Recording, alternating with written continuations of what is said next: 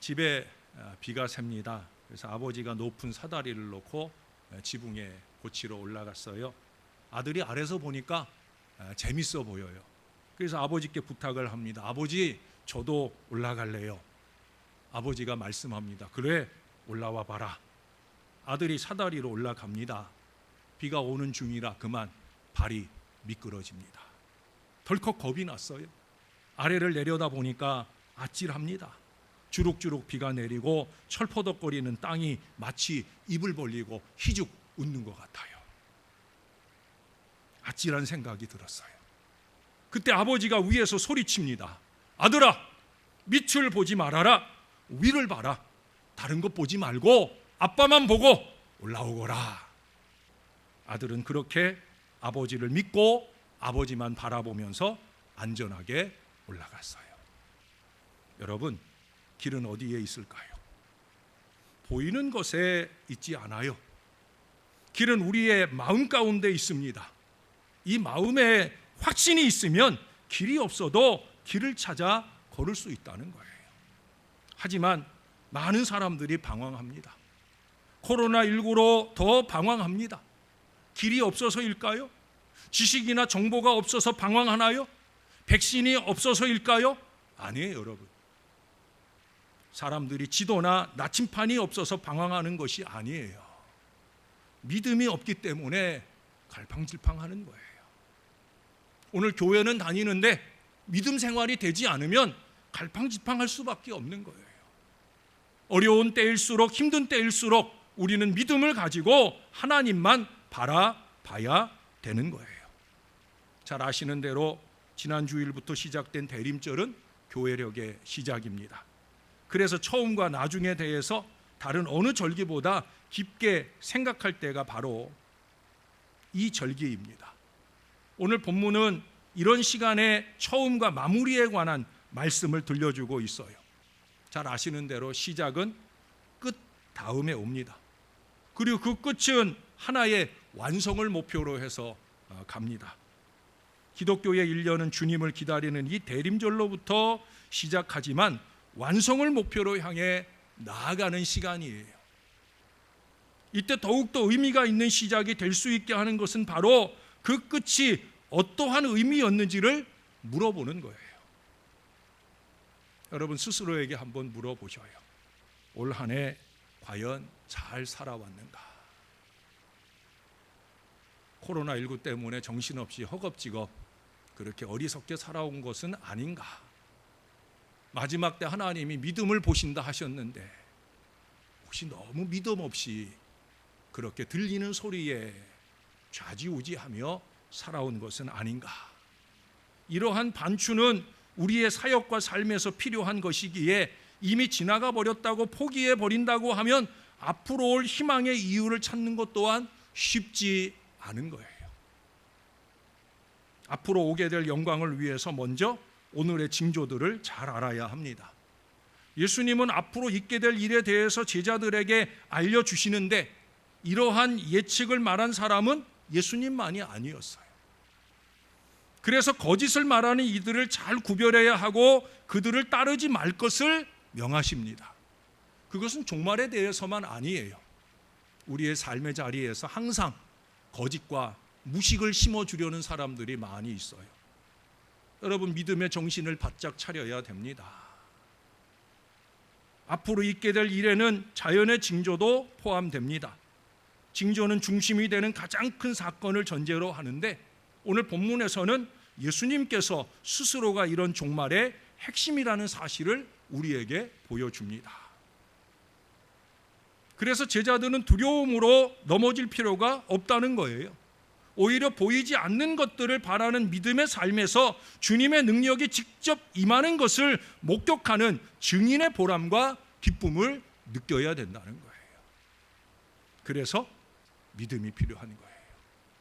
주 예수를 바라보고 그 예수를 만나는 그 믿음이 필요한 거예요. 여러분, 뉴스를 보는 시간이 많으십니까? 예수님 바라보고 예수님께 기도하는 시간이 많으십니까? 제발 주님을 바라보고 주님의 말씀을 듣고 우리의 마음에 그 주님을 향한 믿음을 견고히 회복하는 시간을 많이 가지시면 좋을 것 같아요. 위기 상황에서 우리는 과거의 교훈을 되새기려고 합니다. 좋은 시도예요. 그러나 그 위기가 우리의 존재 자체를 뒤흔들 때는 그 과거의 교훈이 오히려 독이 될 수도 있음을 알아야 합니다. 저는 얘기하잖아요. 과거는 거울로 삼을 수는 있어도 우리가 돌아갈 자리는 아니다. 거울로 삼아서 잘못된 것은 바로 잡아가야 하고 잘된 것은 더욱 좋은 미래로 열어갈 그 마음과 노력이 있어야 된다는 거예요. 더 중요한 게 있어요. 그건 뭡니까? 우리의 구원은 하나님의 아들 그리스도이신 예수님이라는 사실이에요. 이 예수님은 예수님의 방법대로 살았던 이들에게는 코로나19 등 이 자연재해도 전쟁도 어찌 보면 궁극적인 위기는 아닐 수 있어요. 정말 위기는 뭐예요? 내 마음에 흔들리는 믿음, 그게 위기죠. 상황이나 환경적 어려움이 위기가 아니라는 거예요. 왜? 우리의 소망이 이 땅에 있는 것이 아니기 때문에.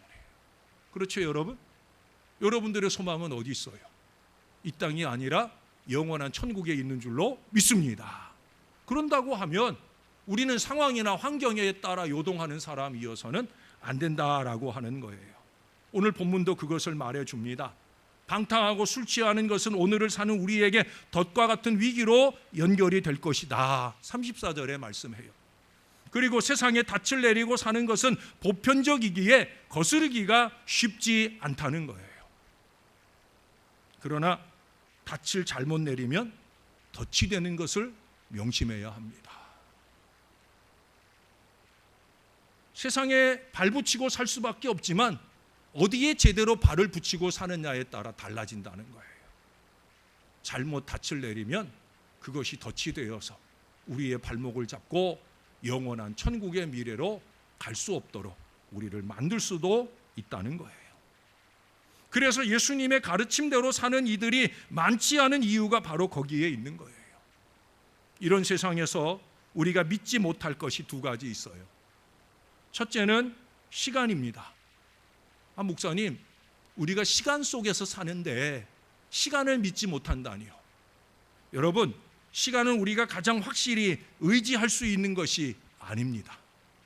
그럼에도 불구하고 우리는 눈을 뜨는 순간부터, 아니 잠을 자는 그때까지라도 우리는 시간과 함께 하기에 우리가 가장 이 시간을 신뢰합니다.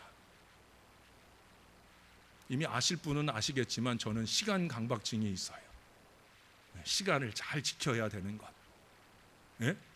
그래서 우리 교회는 예배당마다 시계가 3분 정도 빠르잖아요. 제 방의 시계는 10분 이상이 빨라요. 저는 시간을 미리미리, 준비를 미리미리, 어찌 보면 이 시간에 매여 있는 어리석음을 살고 있죠. 스스로에게 늘 말합니다. 여유, 여유. 그런데 쉽지 않다는 거죠. 그러나 여러분, 우리는 시간에 대해서 제대로 알고 있지 못하다는 거예요. 언제든지 시간은 종말이라는 시점에 우리를 몰아넣어서 당황하게 만들 것이기 때문입니다. 그래서 시간을 믿을 것이 아니라 그 시간 속에 감추어진 우리 주님을 찾고 진리를 탐구하는 것이 이 종말의 때를 준비하는 가장 지혜로운 모습이라는 거예요. 너무 시간과 시기에 매이지 마시고 주님과 주님의 말씀에 붙들리셔야 된다는 거예요. 두 번째로 믿지 못할 것은 자연입니다. 자연은 있는 그대로, 예로부터 그대로 있는 것으로 그렇게 인식되어져 왔습니다. 인간 이전부터 변함없이 그 모습 그대로 존재할 것이라고 믿는 이 자연이 어느 순간 급격히 변화되는 것이 자연재해이기에 그것을 목도하는 우리들에게는 큰 충격이 아닐 수 없어요.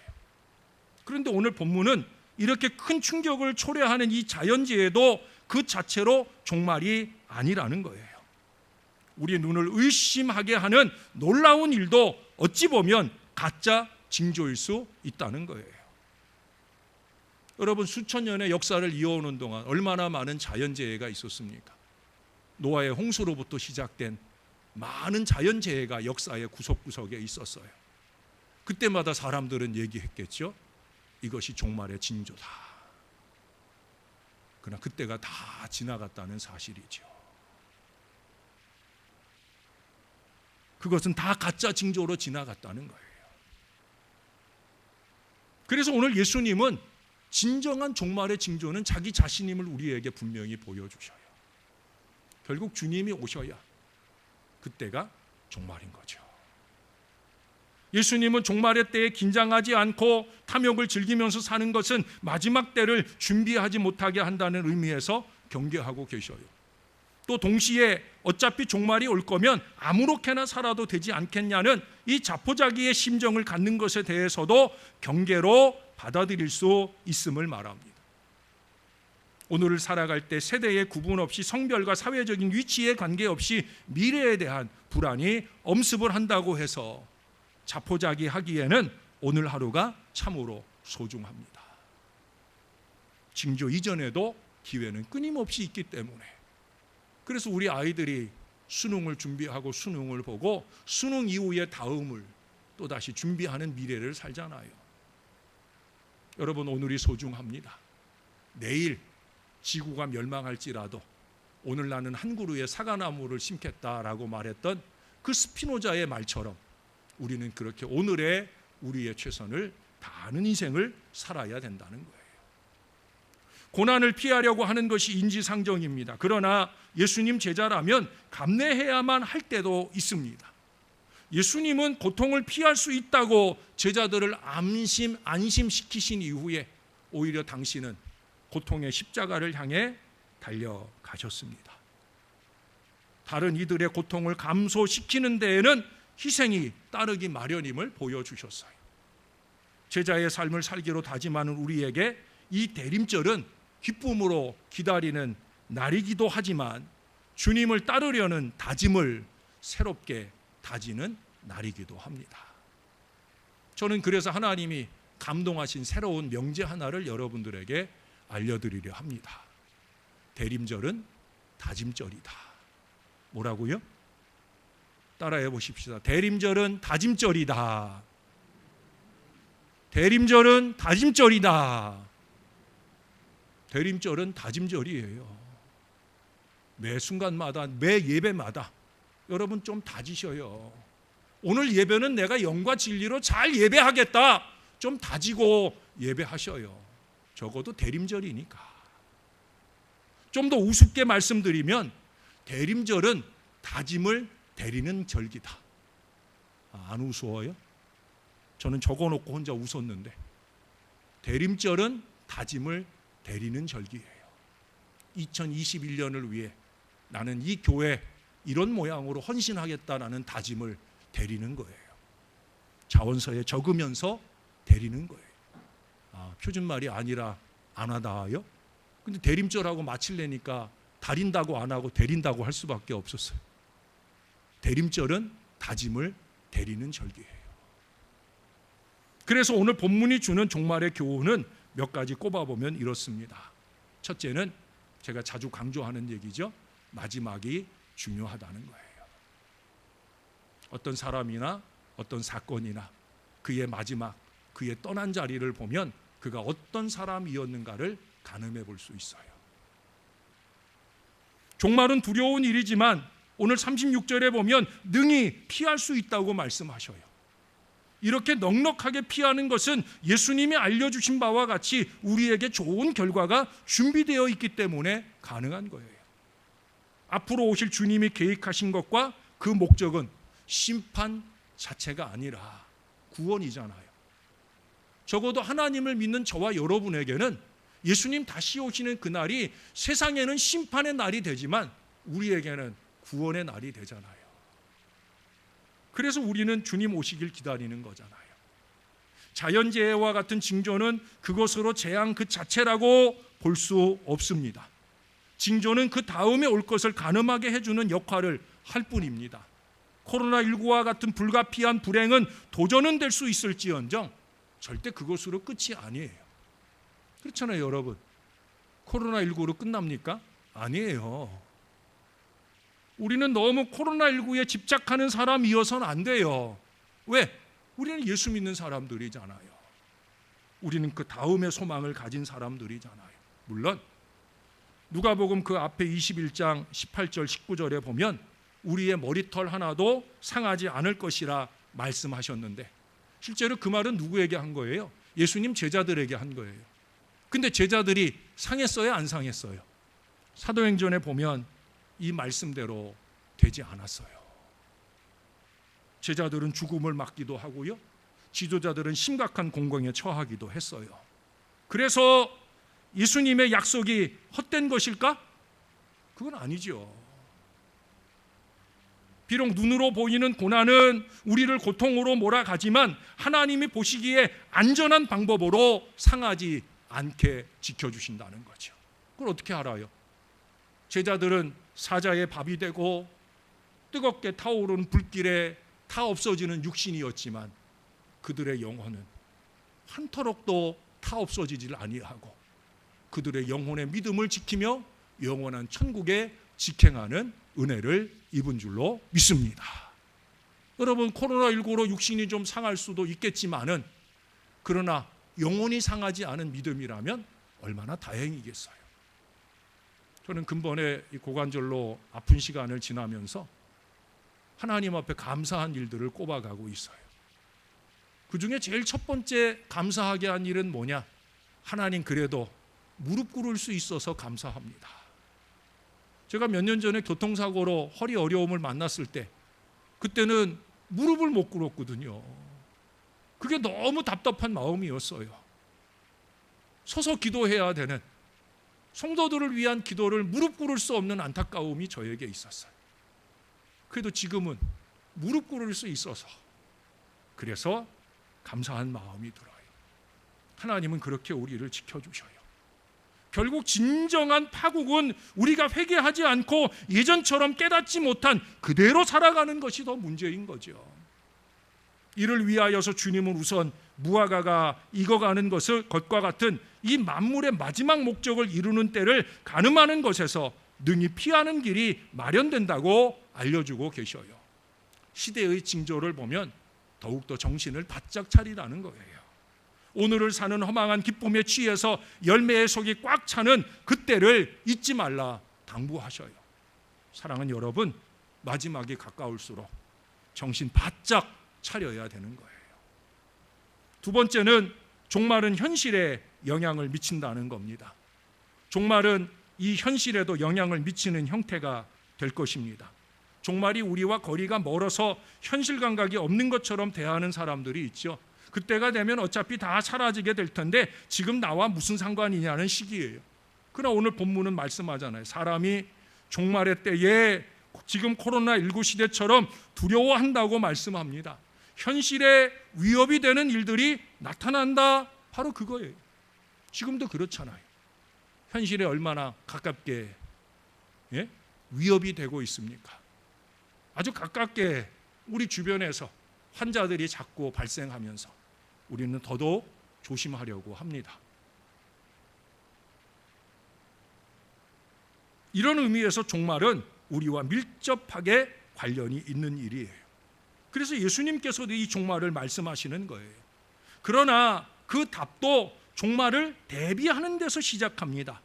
그 말은 종말은 우리의 주관대로 되는 것이 아니지만 그것을 준비하는 것은 우리가 할 수 있다라는 얘기예요. 그렇잖아요. 종말은 우리가 마음먹은 대로 되는 일이 아니에요. 우리가 예측하는 대로 오는 게 아니에요. 그러나 그것을 대비하는 것은 저와 여러분 안에 가능하다는 거죠. 이러한 종말의 때를 생각하기 시작한 사람은 오늘 34절에서 스스로 조심하라고 말씀하셔요.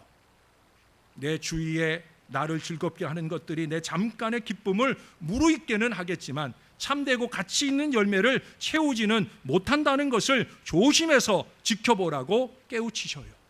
이렇게 하나님의 때를 분별할 수 있는 이들은 그래서 36절에 보면 깨어있게 된다는 거예요.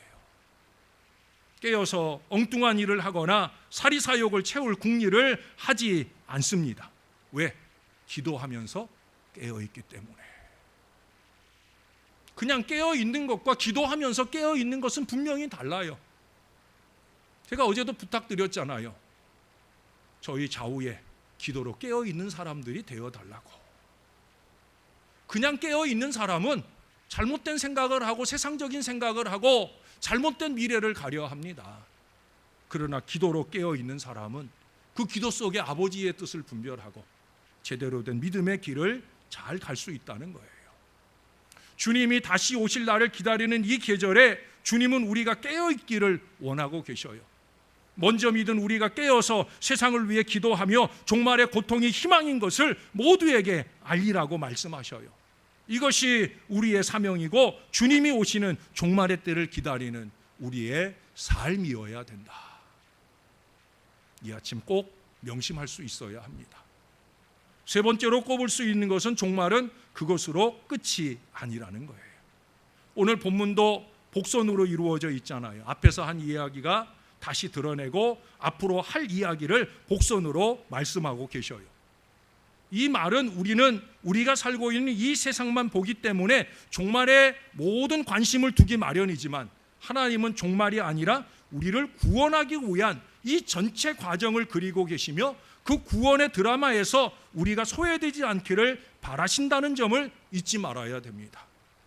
이게 참 다행인 거죠. 주님의 종말의 계획 안에 내가 있다.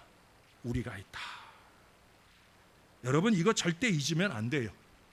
또 징조는 언제나 있었지만 그것으로 영원을 산 사람은 제한되어 있음을 알아야 됩니다. 집단 전염병이나 자연재해나 전쟁과 같이 우리의 존재를 뒤흔드는 사건은 언제나 징조의 역할을 했어요.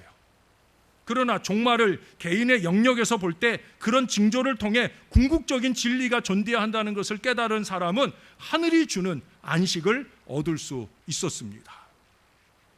종말의 징조는 엄청나게 많았어요.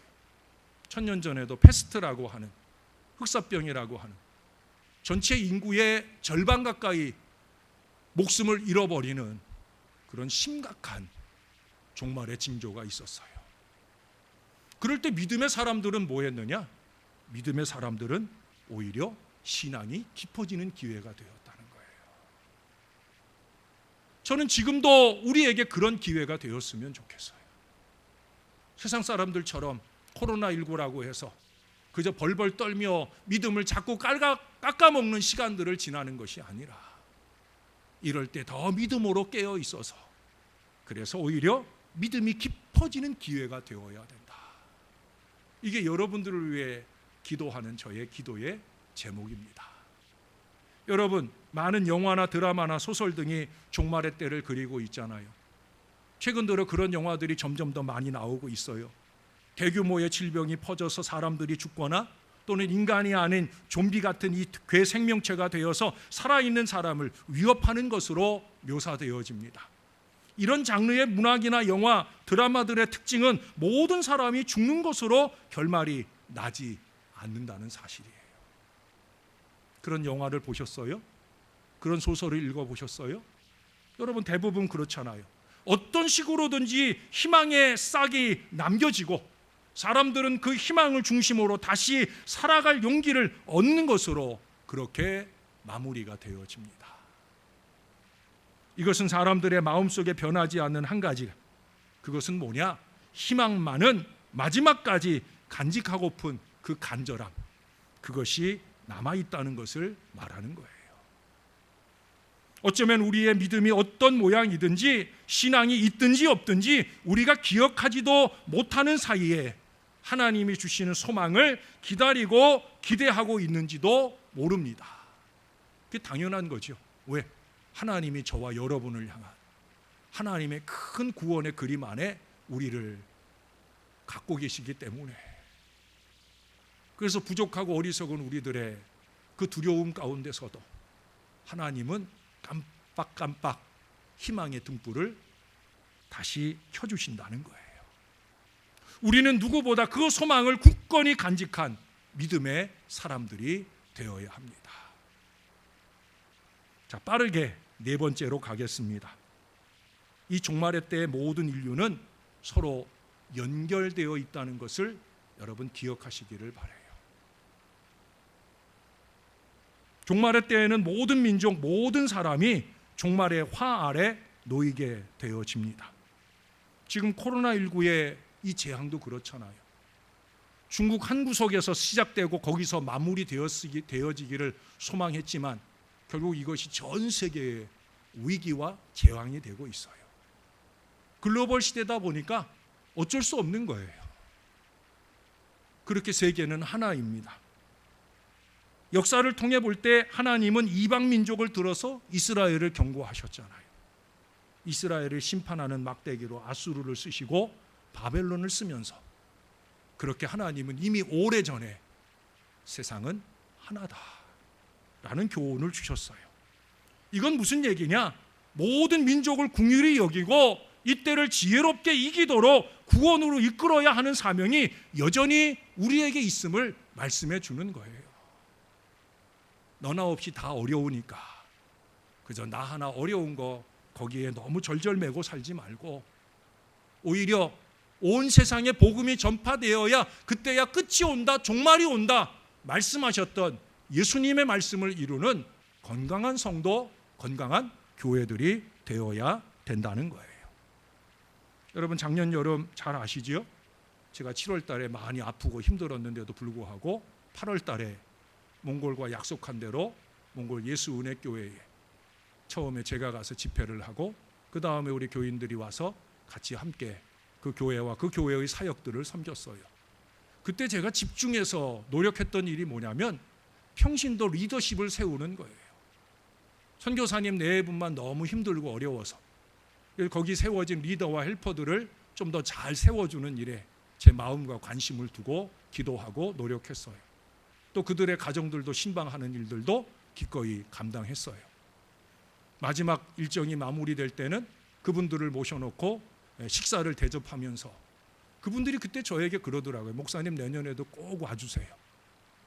그때 제가 뭐 온다 안 온다 약속은 안 했지만 그때 그런 부탁을 했어요. 여러분들이 교회를 지키고 목사님을 돕는 모든 일들을 열심히 잘 하시는 소식이 있으면 제가 다시 올 수도 있겠지요 라고 얘기를 했어요. 지난 1월에 선교사님 내외가 잠시 나왔어요. 왜냐하면 거기는 1년마다 비자를 연장해야 되는데 그러려고 하면 러시아로 나갔다 들어오든지 아니면 우리나라로 나왔다 들어가야 되는 거예요.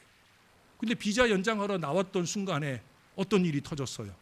코로나19가 터졌어요. 그래서 몽골이 제일 먼저 문을 닫았어요.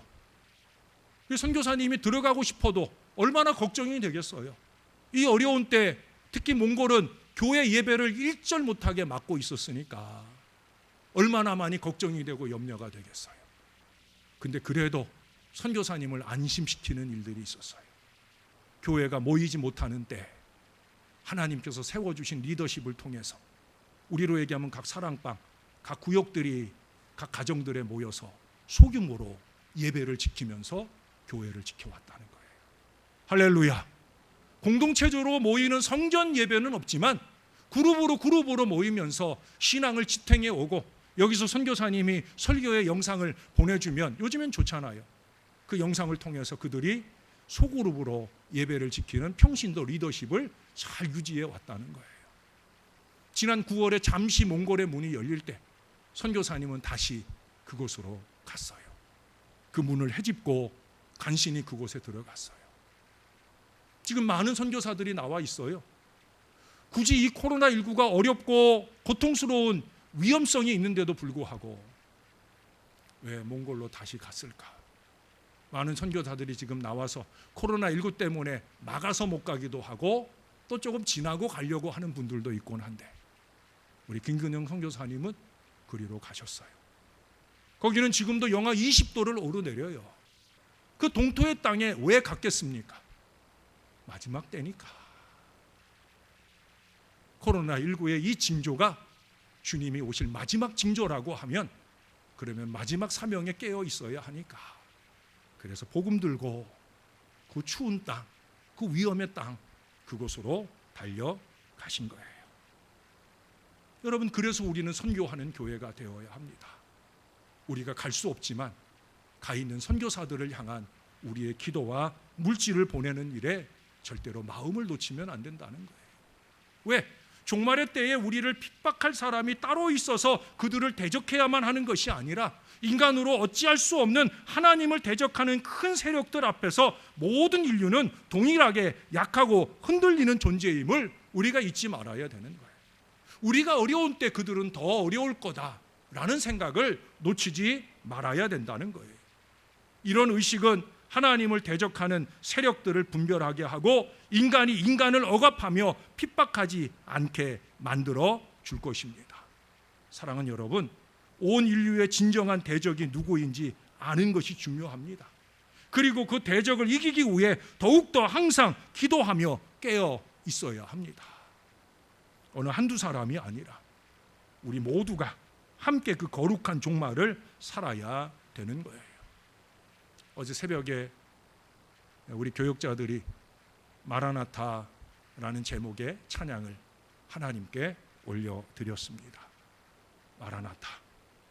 저와 제 아내의 늘 간절히 기도하는 제목입니다. 주 예수여 오시옵소서.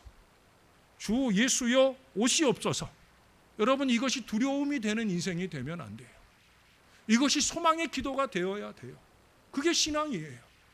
예수님 어서 오시옵소서. 이 소망으로 우리 모두가 이 종말의 시대를 잘 이겨낼 수 있는 우리 하나님의 선한 백성들이 될 수 있기를 우리의 구주가 되시는 예수님의 이름으로 간절히 축원합니다.